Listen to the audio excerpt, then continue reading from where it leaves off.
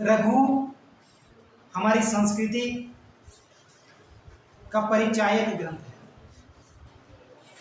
यह ग्रंथ भी ना कहूं तो रघु शब्द जो है, रघुकुल जो है, वो हमारी संस्कृति को बताने वाला है। हमारी संस्कृति की कल्पना उस रघुकुल के बिना नहीं की जा सकती है। इसीलिए कहा है रघुकुल रीत सदा चली राम जानी पर वचन। बहुत बढ़िया। तो आप देखो, आप एक छोटा छोटा बच्चा भी उस रघुकुल के बारे में जानता है, तो उस रघुकुल का वर्णन करना आसान काम तो नहीं है। जो बड़ा होता है ना,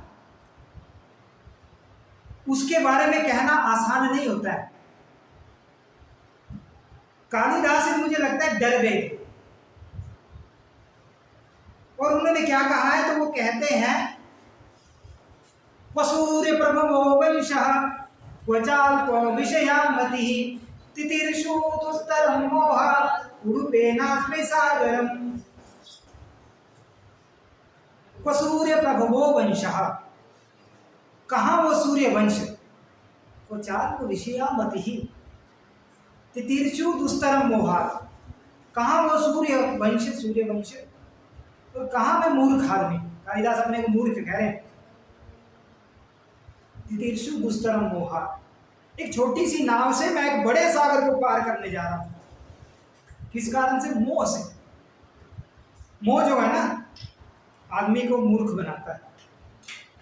जब किसी से मोह होता है ना, तो दिमाग काम करना बंद कर देता है।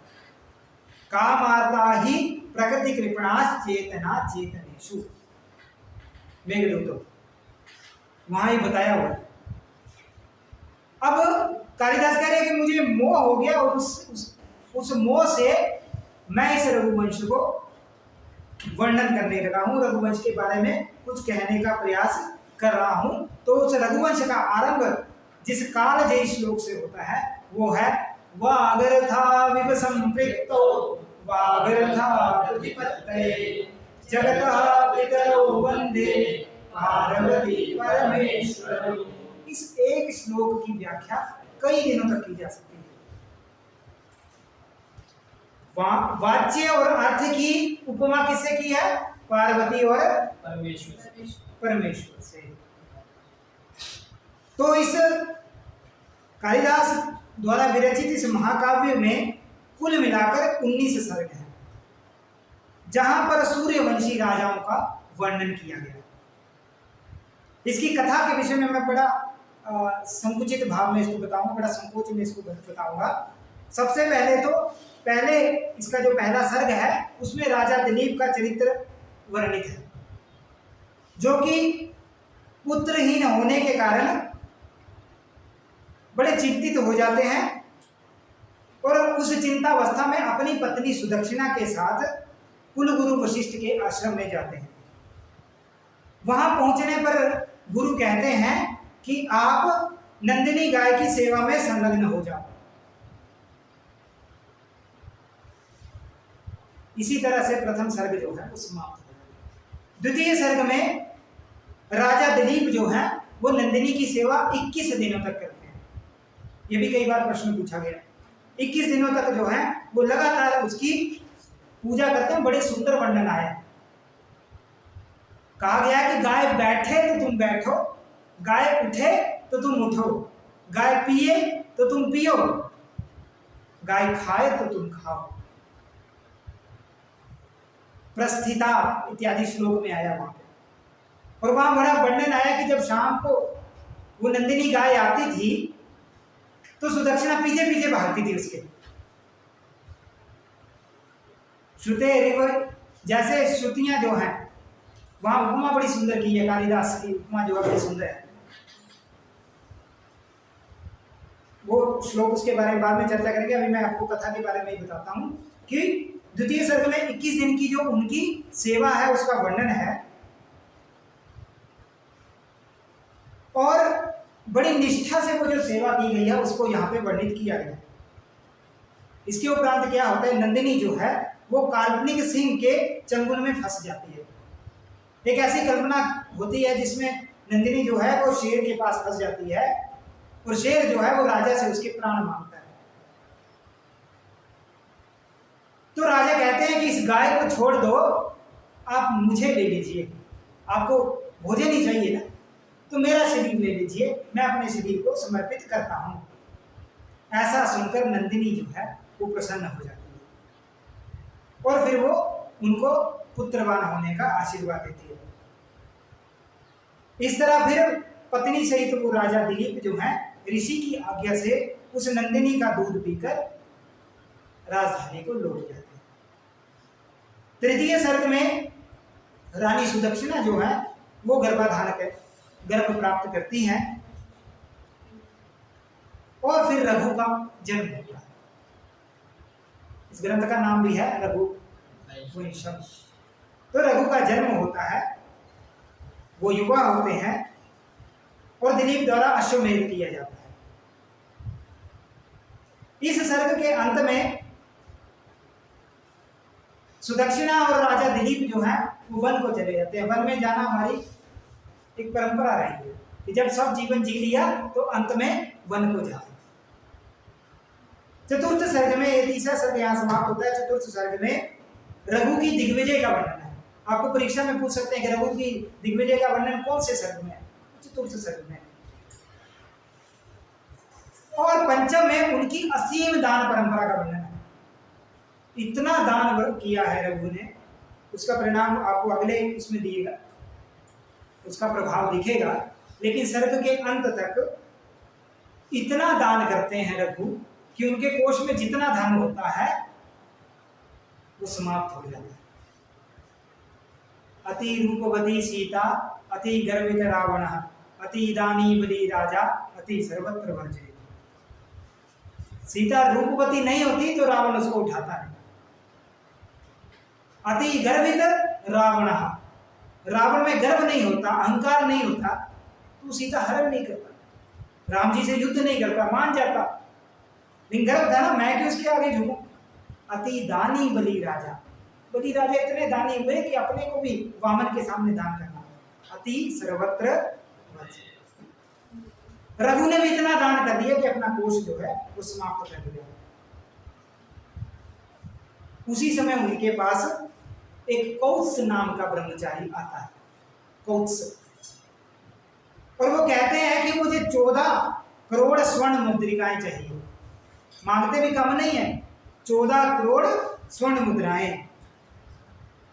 अब राजा के पास तो बूटी घोड़ी नहीं है, वो 14 करोड़ स्वर्ण मुद्रिकाएं कहां से लेंगे? तो राजा क्या करते हैं, कुबेर पर आक्रमण कर देते हैं। देखो, दान भी करना तो आक्रमण करके ले आओ, क्योंकि आक्रमण करके जो प्राप्त किया जाता है वो अपने शौर्य से प्राप्त किया जाता है। एक हमारा देश भी हुआ है जिसने लाहौर तक जीतने के बाद भूमि वापस कर दी। 93,000 सैनिकों ने समर्पण कर दिया था। पाकिस्तान के 93,000 सैनिकों ने समर्पण कर दिया। हम चाहते तो नेगोशिएशन कर सकते थे ना कि हमारा पीओके वापस करो, अगर ये 93,000 आपको सैनिक चाहिए। नहीं, वो 93,000 भी वापस किए, पीओके भी नहीं लिया। ले सकते थे ना। हमारे जो ब्रिगेडियर थे, हमारे मेजर थे, उन्होंने लाहौर के पुलिस स्टेशन में चाय बनाकर पी। क्या लाहौर आज हमारे पास है? जीतने के बाद भी दे दिया। जीतना जो है वो शौर्य से प्राप्त होता है, उसको ऐसे नहीं दिया जाता है, वो हमारी अपनी चीज होती है। हमने तो अपना स्थान भी उनको दे दिया। पाक अधिकृत कश्मीर जो है वो हमारा है। तो ऐसा ये वर्णन जो है वो हमें याद रखना चाहिए कि हमारे इतिहास में क्या क्या गलतियां हुई हैं। तो इसलिए वो जो है वो युद्ध करके प्राप्त करते हैं। सारी जो 14 करोड़ स्वर्ण मुद्राएं हैं उनके लिए कुबेर पर आक्रमण करते हैं, वो स्वर्ण मुद्राएं प्राप्त करते हैं और फिर उसको कोच को समर्पित कर देते हैं। ऐसे में प्रसन्न होकर कोच जो है वो उन्हें पुत्र प्राप्ति का वरदान देते हैं। 5वां सर्ग यहीं समाप्त होता है और 6ठे सर्ग में रघु के पुत्र अज की उत्पत्ति होती है। अज, ये पात्र को याद रखिएगा, ये याद रहेंगे तो रघु की सारी स्पष्टता आपको रहेगी। यही वर्णन आता है अज और इंदुमती का स्वयंवर, जो बड़ा प्रसिद्ध है। नाक्षिक वर्णन भी इंदुमती का ही सबसे बढ़िया बताया गया है। तो आज जो है वो इंदुमती के स्वयंवर में जाते हैं, इसका वर्णन जो है वो 6ठे सर्ग में है। 7वें सर्ग में इंदुमती और आज का विवाह होता है।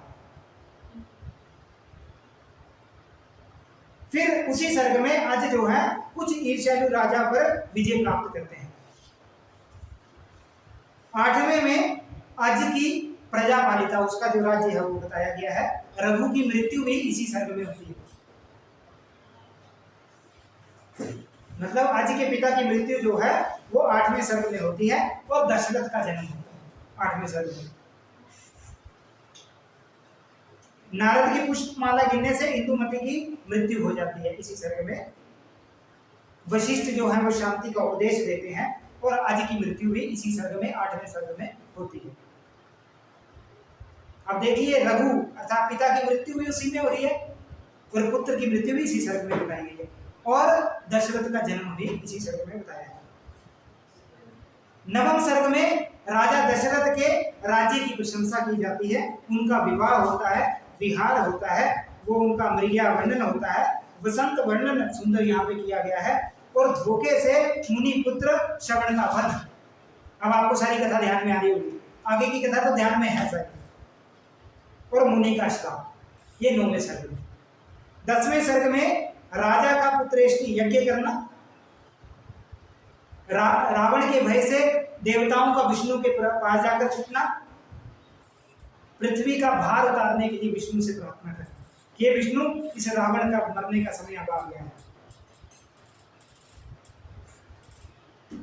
ऐसे में फिर राम जी का जन्म होता है। 11वें और 12वें सर्ग में विश्वामित्र एवं ताड़का वध प्रसंग, विश्वामित्र का प्रसंग आता है, उसके बाद ताड़का वध का प्रसंग आता है, शूर्पणखा वृतांत आता है, रावण वध तक सारी घटनाएं जो हैं वो 11वें 12वें सर्ग में है। 13वें सर्ग में राम जो है वो पुष्प विमान लेकर अयोध्या वापस लौटते हैं। भरत मिलन की घटना भी यहाँ पर वर्णित की गई है। 14वें सर्ग में राम जी का अभिषेक होता है। कहते हैं कि रघुवंश का पहला, दूसरा और 14वां सर्ग जरूर पढ़ना चाहिए, काफी विशेष बातें यहाँ पर है। तो 14वें सर्ग में राम जी का राज्याभिषेक होता है और एक दुखदायी घटना, सीता जी का निर्वासन भी होता है।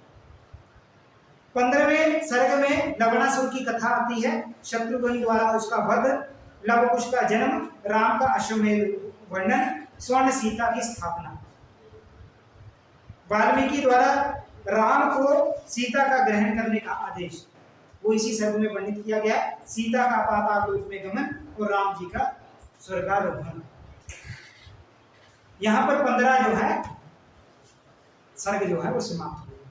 मुझे ध्यान आ रहा है, एक बार परीक्षा में पूछा गया था कि राम का वर्णन कहां से लेकर किन सर्गों में। देखो ऐसे भी प्रश्न आए। 15 तक राम जी की कथा जो है वो समाप्त हो जाती है। इसके बाद 16वां सर्ग आरंभ होता है, जहां पर कुश का शासन आता है। जो कुशावती राजधानी बनाते हैं, कुशावती को अपना राजधानी बनाते हैं और अपने स्वप्न में नगर देवी अयोध्या के दर्शन करते हैं। अब ये भी आ गया कि अयोध्या को अपने स्वप्न में नगरी के रूप में, नगर देवी के रूप में किसने देखा? अंदर से आना ना प्रश्न। अब ये तो वही जाने का भी पड़ेगा उसको। तो वो अपने स्वप्न में अयोध्या का दर्शन करते हैं। फिर कुछ जो है वो पुनः अयोध्या आते हैं और फिर कुमुदवती से उनका विवाह होता है। 17वें सर्ग में कुमुदवती से अतिथि नाम का पुत्र उत्पन्न होता है और फिर कुश की मृत्यु हो जाती है। 18वें सर्ग में अनेक रघुवंश के राजाओं का वर्णन है। 19वें में एक विलासी राजा होते हैं इसी वंश में, जो है अग्निवर्ण। वो इतने कामी होते हैं कि उनको राजयक्ष्मा एक बीमारी हो जाती है, जिसके कारण उनकी मृत्यु हो जाती है। और विशेष ये है कि उनकी पत्नी गर्भवती होती है, जो राज्य का संचालन करती है। हमारी ये परंपरा है कि जहां पर पत्नियां, महिलाएं भी राज्य का शासन करती थी, जिसका प्रकृष्ट उदाहरण जो है इसमें रघुवंश में दिया गया है, जो राज्य को संभालती है। इस ग्रंथ की महानता को हम इस तरह प्राप्त कर सकते हैं, इस तरह जान सकते हैं कि इस ग्रंथ में इस ग्रंथ में बहुत अनुसंधान किया गया। यूं तो रघुवंश में बहुत सारी सूक्तियां हैं, बहुत सुंदर श्लोक हैं। एक श्लोक मैंने आपके सामने प्रस्तुत भी किया है। कुछ सूक्तियों को मैं आपके सामने ला रहा हूं। जैसे प्रथम सर्ग के 10वें श्लोक में एक सूक्ति है, हेम्नः संरक्ष्यते यज्ञो विशुद्धि श्यामिका पिवा। अर्थात सोने की परख, सोना शुद्ध है या मलिन है, उसकी परख जो है वो अग्नि में होती है। जब तक आप तपोगे नहीं ना, तब तक आप कामयाब नहीं हो सकते। आप 4-4 घंटे नहीं बैठेंगे तब तक आपका नेट क्लियर नहीं हो सकता। तो सोने की परख कहाँ होगी? आप सोना तब बनेंगे आप में खोट होगी, या आप में वो जो एक शुद्धता है वो बाहर तपने पे निकलेगी। अगर मलिनता होगी भी तो वो तपने से साफ हो जाएगी। जितना जलोगे ना वो मलिनता उड़ती जाएगी, वो जलती जाएगी। तो हेम्ना संरक्षते यज्ञो विशुद्धि श्यामिका पिबा। एक और कहा है इसी सर्ग में, संतति शुद्ध वंश्या ही परत्रेह च शर्मणि, कि अच्छी संतति जो होती है ना, इसलिए अच्छा बच्चा बनो अपने माता पिता। अच्छी संतति जो होती है वो इस लोक में भी और परलोक में भी अपने वंश का, अपने कुल का उद्धार करते हैं। एक और सूक्ति है, क्रिया ही वस्तुपहिता प्रसीदति। कोई भी क्रिया है ना वो उचित पात्र में ही अच्छी लगती है। सुपात्र को ही ज्ञान देना चाहिए, ऐसा लोग बोलते हैं।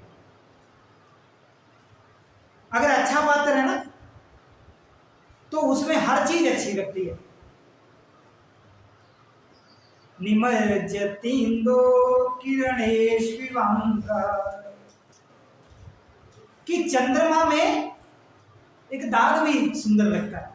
क्यों? क्योंकि चंद्रमा में गुण बहुत है। गुणों का सम्मेलन जब हो जाता है तो कोई बुरी चीज हो वो भी अच्छी लगने लगती है। तो इस तरह से सुपात्र में क्रियाएं अच्छी लगती हैं, कुपात्र में वो क्रियाएं अच्छी लगती हैं। और अंतिम जो सूक्ति है वो है, तेजसाम हीनावयः समीक्ष्यते। तेजस्वी लोग जो होते हैं ना उनकी आयु नहीं देखनी चाहिए। इसको मैं उत्तरामचरितम के एक श्लोक के साथ जोड़ना चाहूंगा। गुणा पूजा स्थानम गुणेषु न च लिंगम न च वयः। वहां भी बोला गुणा पूजा स्थानम गुणेषु न च लिंगम न च वयः। यहाँ भी बोला कि तेजस्वी लोग जो होते हैं उनकी आयु नहीं देखनी है, कि ये बच्चा है ये क्या समझाएगा मुझे, इसके पास क्या एक्सपीरियंस है, 10 साल का एक्सपीरियंस है। हम तो 50 साल का 25 साल का एक्सपीरियंस इस व्यक्ति के पास, जो प्रोफेसर बन गया हम उससे ही पढ़ेंगे। एक्सपीरियंस काम नहीं करता है, गुण काम करते हैं। तो इस तरह से ऐसा वर्णन जो है वो कालजयी ग्रंथ में किया गया है। 50 टीकाएं लिखी गई हैं इस ग्रंथ पर, और जिनमें मल्लीनाथ की टीका जो है वो सर्वोपरि है, सबसे उत्कृष्ट है। और इसके श्लोक अद्भुत है, जो मैं इसे 1 घंटे की कक्षा में नहीं बता सकता। जैसे मैं एक श्लोक आपके सामने प्रस्तुत कर रहा हूँ, त्यागाय संवृतार्थानां सत्याय मितभाषिणां यशसे विजिगीषूणां प्रजायै गृहमेधिनां। त्यागाय संवृतार्थानां, हम जीवन में इस श्लोक से सीख सकते हैं। कह रहे हैं कि ये जो रघुवंश है ना, रघुकुल के जो राजा हैं, उन्होंने इतनी संपत्ति क्यों रखी है? त्यागाय, त्याग करने के लिए। तेन त्यक्तेन भुंजितः ईशावास्यमिदं सर्वं यत्किंच जगत्यां जगत् तेन त्यक्तेन भुंजितः मा गृधा कस्य स्विद्धनम्। कि भोग भी करना है तो त्याग के लिए। आगे कह रहे हैं सत्याय मितभाषिणां, कम बोलते हैं क्यों? क्योंकि सत्य का पालन कर सके। हम जब ज्यादा बोलते हैं ना तो हम झूठ बोलते हैं, इसलिए कम बोलना चाहिए। कम बोलेंगे तो हम सत्य बोलेंगे, ज्यादा बोल के झूठ बोलने की संभावनाएं बहुत बढ़ जाती हैं। आगे कह रहे हैं यश से विजिगीषुणा, अब कोई बोल सकता है अरे इतने इन्होंने इतने राजा हरा दिए, ये तो बड़े पापी है, कितने राजाओं को मार दिया। यश से, केवल यश प्राप्ति, और इनका कोई हिडन एजेंडा कोई नहीं था, यश प्राप्ति के लिए कि रघुवंश का यश बना रहे। अंतिम है प्रजा यही गृह में देना। विवाह क्यों किया है? प्रजा के लिए, अपनी संतति के लिए, संतति के लिए, भोग के लिए नहीं, इंजॉय के लिए विवाह नहीं किया। प्रजा यही गृह में देना। इस वंश के विषय में और आगे वर्णन करते हैं। शैशवे भ्यस्त विद्या नाम, इन्होंने बचपन में विद्याएं प्राप्त कर ली थी। यौवने विषयेशिना, वार्धक्ये मुनिवृत्तिना, यौवन में सारे विषय प्राप्त किए, वार्धक्ये मुनिवृत्तिना, और वृद्धता जब प्राप्त की तो मुनि बन गए। योगे नानंते तनुत्यजा, और अंत में जब समय आया तो योग से अपना शरीर भी छोड़ दिया। तो ऐसा जो सुंदर वर्णन है वो रघुवंश में किया गया है, और रघुवंश को हम सबको पढ़ना भी चाहिए, जिसके विषय में स्वयं कालिदास भी ये चिंता करते हैं कि मैं उस रघुवंश को अच्छे से पढ़ा पाऊँ, अच्छे से बता पाऊँ। मैं भी ये आशा करता हूँ कि इस बड़े रघुवंश महाकाव्य को, मैं बड़ा एक तुच्छ व्यक्ति हूँ जो उस रघुवंश को आपके सामने प्रस्तुत किया है, फिर भी प्रयास किया है कि आप रघुवंश के बारे में जान पाएं। अधिक जानकारी के लिए आप पूरा रघुवंश जो है वो पढ़ सकते हैं।